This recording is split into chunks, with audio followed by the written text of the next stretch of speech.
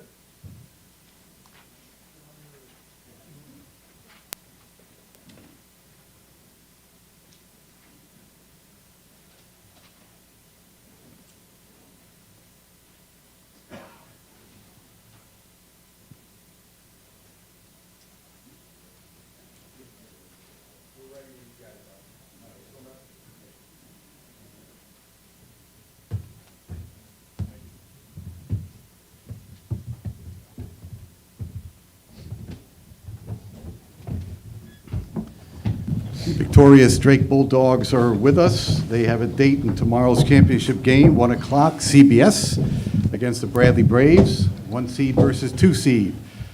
Head coach Darren DeVries was with us, and the student body is represented by Garrett Sturts, Darnell Brody, and Roman Penn.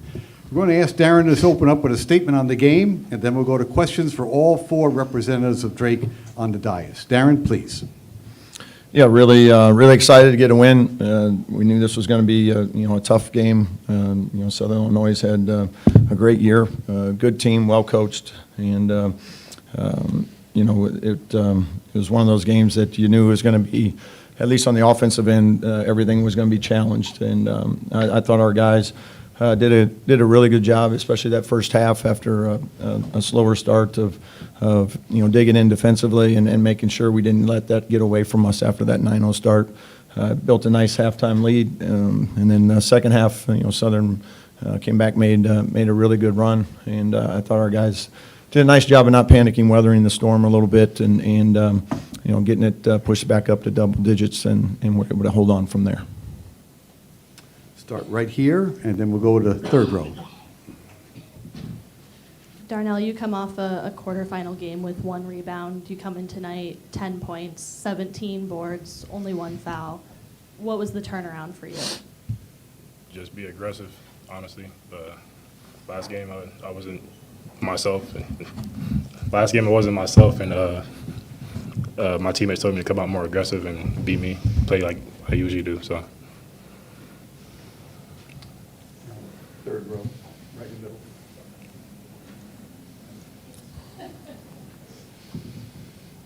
That was going to be my question, so I'll go to Coach. Coming off of the 1 rebound game for him, do you see that as something that maybe ignited him a little bit to do what he did tonight? Yeah, there's no question when Brody's hooked up and engaged and being physical the way he was today, that's such a big difference maker for us. And I thought that first half he had 8 rebounds, and then when he came back in that second time after the initial wave there and came back in, I thought his mindset was really aggressive, as he mentioned, and at both ends of the floor was a huge factor for us. Right-hand side, gentlemen. Yeah, this is for Coach and maybe a couple of the players as well. Obviously, the three guys at the podium are old guys who've been through a lot of games like this in the Valley Tournament. What about the experiences that your team has been through allows you to weather the storm in moments like that second half push that Southern Illinois made? Well, the order of Roman, and then Garrett, and then the coach. Having a veteran group like we do, it just kind of shows, the game's full of ups and downs, and, they made a great push in the beginning of the game and in the beginning of the half. In the beginning of the second half. So, I'm just happy that we were able to control, what we were able to control and just, regroup and make plays when we needed to. That's a competitive group. Everybody's playing, their hearts out for 40 minutes, and we knew it wasn't going to be easy coming in the second half. And, we just wanted to kind of bounce back from that slow start in the second. Yeah, I'll just piggyback off that. Yeah, we got a lot of depth on this team, and just like the guys were talking about, Brody had 1 rebound yesterday, he had 17 today. So, you never know when it's going to be your day, and we had guys step up for us today. Yeah, I'd say the same thing on the experience piece. Like, experience doesn't mean that you're going to win or whatever. It just means you've been there before. You still got to respond to it properly. But this group, especially when you have a point guard like we do in Roman, you have the ability to have that calming influence out there, and he can really take charge of the game at both ends of the floor. And then these other guys obviously are all right behind him on that. So from the experience piece, you don't panic. You can execute a little bit better because you're not trying to just win it on this possession. You understand there's a lot of game left, and I thought our guys did a nice job with that. This can be for players and for coach. Obviously, now you get this win, you lock up your spot in the title game tomorrow, a chance to breathe.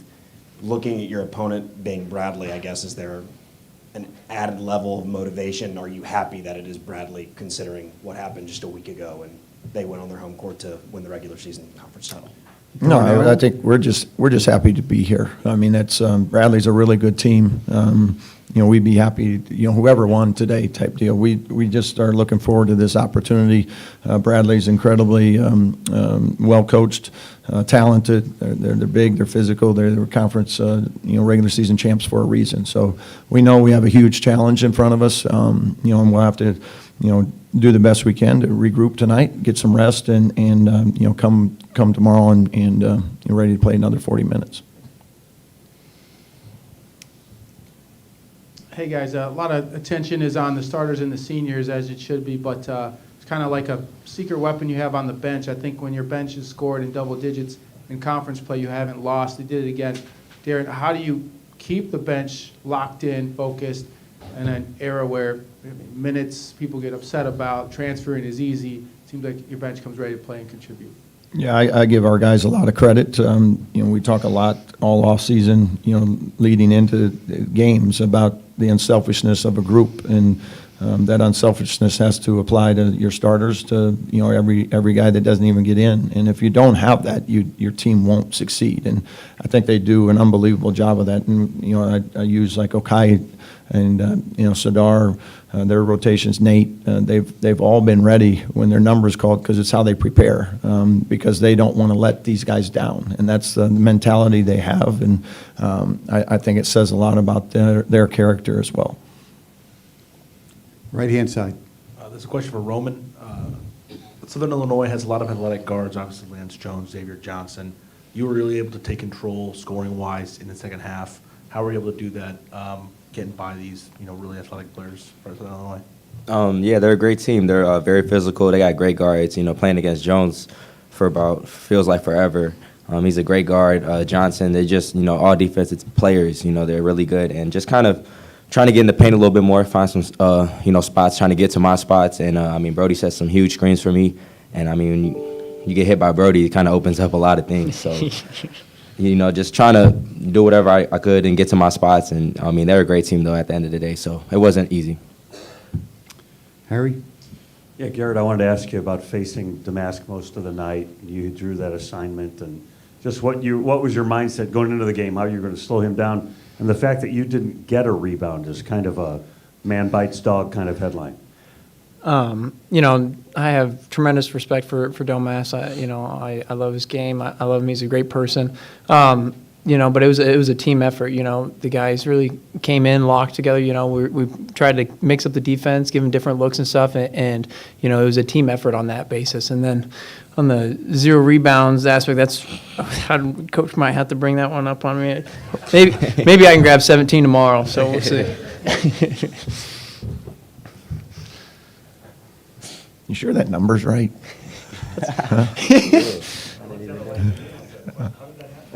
We'll find you one on the film, Gene.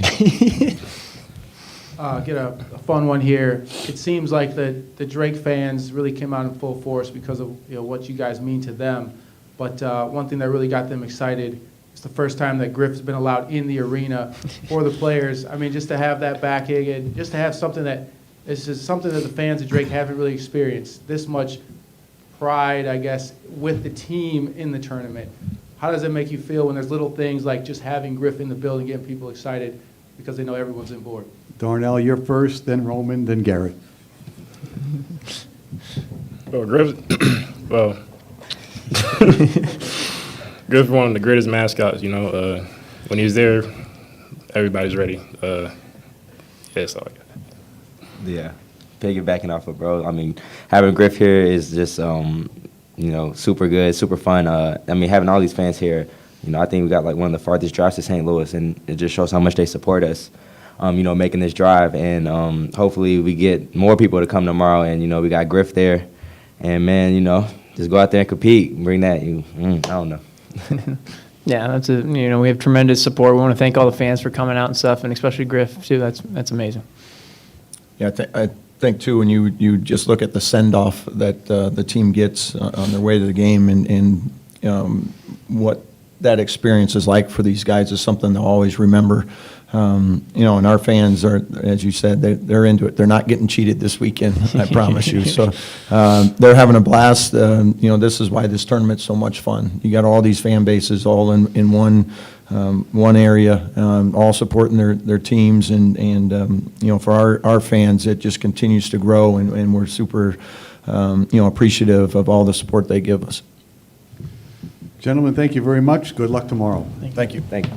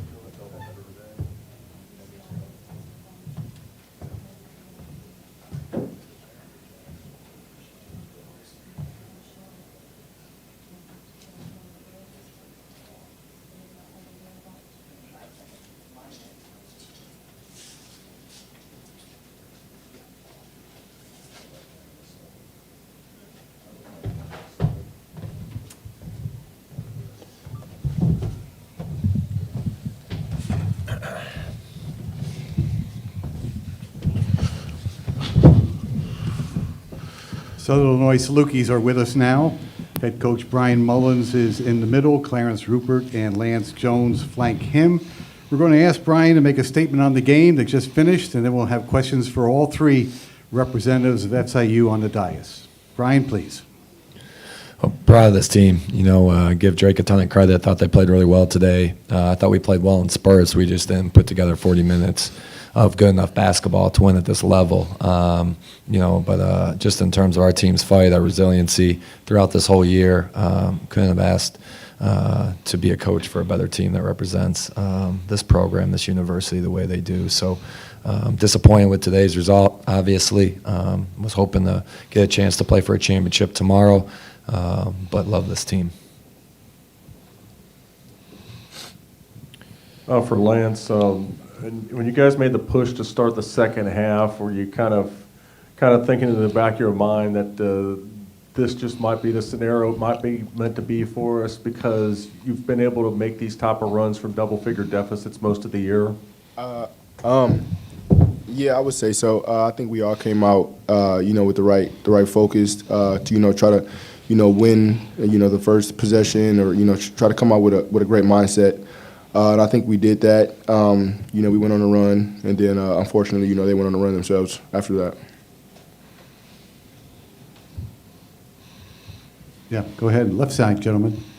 All right, this is a question for Clarence and Brian. It seemed like, with Brody obviously being the big factor in this game, it seemed like the big game plan was just to get you off of him with those screens and the switches. And, when it worked, and when it didn't, it kind of didn't. And with, especially with Clarence in foul trouble early, how that impacted you handling that going forward. Yeah, Clarence first, then the coach. Can you repeat the question? Yeah, please. Yeah, it's with Clarence playing on Brody on defense, how they were trying to get around that and get better matchups, and also with Clarence being in foul trouble, how that impacted that. Knowing that I was in foul trouble early, I feel like it kind of impacted a lot. But knowing that J.D. Mula, he came in the game and defended Brody, like he been picking me up all year long. I try to pick him up as much as possible, but we just couldn't get over the hump, and we was trying to, but we just couldn't. Yeah, I think those guys do a great job of finding Brody. Brody's a big target. Does a great job setting screens, rolling, and he gets a lot of his baskets off drop downs and pocket passes from the guards. And I thought in the first half we did a pretty good job with the ball screen coverage. Second half he was able to get going a little bit, but overall, he had a ton of rebounds, a lot of defensive ones. Obviously, we were trying to take away threes and prevent layups. Try to make them take some tough contested twos. In that first half, they got too many threes. In the second half, they probably got too many layups. For Brian, we've talked all year about this team being connected defensively. Was there a stretch that 26-8 run they had to end the half, or maybe your team wasn't as connected as you would have liked to have seen on the defensive end? Yeah, I think when we're giving up threes and layups, that's when we're not connected. And in that first half, they had 6 threes, I believe, in that first half. And when they're hitting threes in transition, they're so explosive. They play with great pace. Those guys have won so many games in college, that core group of guys for them. So once they get that kind of confidence and they start seeing the ball go in, they're hard to contain. And just a couple too many easy threes there in that first half. Coach, you guys came out of the break with some momentum, hot. What was your message to the guys in the locker room then? This team has made runs this whole season, that we've been down before, and these guys came back, and we were down 13 yesterday versus Missouri State, and they came back and won. So just possession by possession basketball. We got to be able to get stops. We got to take away their threes in the second half, and then we just got to execute better, But these guys have fought back every single time they've been down. On the platform. Question for Brian. You've had so many accomplished seniors that have done a lot with this program. Obviously not the way you or they want it to end, but can you speak to their impact and legacy with this program through the years here? Yeah, obviously, as 24 hours or the next couple of days go on, but just in terms of for Marcus, Lance, and Trent here, the guys that kind of three guys who have been here for 4 years with this staff. I couldn't ask for a better 3 guys to represent this program on the court, off the court, in the classroom, in the community, in terms of who they are. I've been incredibly lucky to have these 3 guys by my side for the last 4 years. Lance and Clarence, looking back on this season, what are you guys proud of? just knowing that we all had each other back the whole season, you know, that I was able to create a bond with every single teammate. All the games that people doubted us and bad things they said, we overcame, and the humps we overcame. It was just a blessing to play with this new 15. It was a blessing to have a good coach, a great coaching staff. You know, it was just a blessing. To piggyback off of that, I would say we created a type of brotherhood that, you know, can't be replicated. Like you said, everybody had each other's back. We all loved one another. You know, we wish it, you know, it could have, you know, went differently, but sadly that's not the case. But, you know, I feel like this bond, you know, with these guys here, you know, will last forever. For Lance, how would you characterize what the last 4 years have been like for you? One word, and it's amazing. You know, the coaching staff has always believed in me. You know, I've learned a lot from, you know, previous players, previous teammates that I've had. And, you know, just, you know, trying to be a sponge, you know, being a freshman, you know, coming in, you know, not starting right away, and then, you know, taking on that point guard role and, you know, just building off of that. And, you know, just having the back of my teammates, you know, having my coaches believe in me, my teammates believe in me. I mean, there's nothing really much to say, but, you know, this 4 years has been amazing. Left side here, gentlemen. And this is a question for everybody I actually forgot to ask yesterday, but these past 2 days you guys have had a pretty good turnout as far as crowd with the student section and the marching band and also the fans in the stands. Just talk about, you know, the fans having your back all year and especially this weekend. Just wasn't just for the tournament. Our fans, they have been at every single game, every home game sold out, you know, supporting us, wins, losses, downs, ups. It really doesn't matter. They come with us everywhere we go, especially the Dog Pound, you know. Our fan base, it's just amazing, honestly. That's all I can say, amazing. I mean, Saluki Nation's, you know, just incredible. You know, they have our backs, like he said, you know, through ups and downs, wins, losses. And, you know, when you're winning, you know, the atmosphere and, you know, the love that the community gives you is just indescribable. You know, I appreciate them so much, for sure. Yeah, it's a unique, special part of our program. You know, I think it's a separator for us in terms of our support from our community and how much they come out and, you know, at the Banterra Center, come out here for Arch Madness. You know, we talk about it all the time in terms of they're a big piece of our program, and we can't get to where we want to get to without them. And they've been incredible this season. You know, this season's been kind of the first true season, kind of not post-COVID, but where COVID hasn't interrupted a lot of things over the last 3 years. So just to have the Banterra Center filled throughout the season, to see the crowd here these past 2 days, you know, it's a special thing, and it's the reason, you know, why I wanted to come here as a student athlete, and obviously very fortunate to be a head coach here. We're under 2 minutes to go. Questions right here in front. Brian, how hopeful are you this wasn't the team's last game of the season? Are you saying before the game or right now? I mean, right now. I mean, with the Postseason, you're asking? Yeah. You know, that's something, you know, that what we're obviously going to have discussions about and talk to Tim about and you know, see what that looks like. You know, really haven't thought about it much, obviously, just in terms of our conference tournament being a week earlier than everyone else is, and our goals was to be playing in the NCAA tournament this year. Anything else for the Salukis? Okay, gentlemen, thank you very much, and best of luck. Thanks.